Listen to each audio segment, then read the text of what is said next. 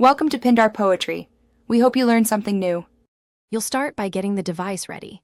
Make sure it's unlocked, you know the Apple ID and password, and you're on stable Wi-Fi. This avoids authentication hangs. Next, update iOS or iPadOS. Updates often restore missing menus, and then restart the device. A reboot clears temporary settings. Once done, check Settings General Software Update and install any patch. Make sure the device has at least 20% battery or is plugged in so the update completes reliably. Now you'll tackle account locks and restrictions.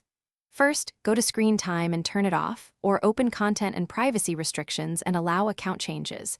Those settings commonly gray out account options. If a Profile or Mobile Device Management (MDM) is installed, remove it under Profiles. MDM can enforce disabled controls. Finally, sign out of your Apple ID and sign back in. This refreshes tokens and can re-enable settings. Make sure iCloud resync completes before moving on, because partially synced states cause Finish by applying deeper resets only if needed.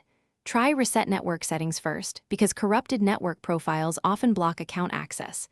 If that fails, use Reset All Settings, which preserves data but restores system defaults. If settings still stay grayed out, restore the device from a known good backup. Make a fresh backup now. If problems persist, contact Apple support and provide the device serial number and diagnostics. They can check server-side blocks. Tip: keep a note of any error codes or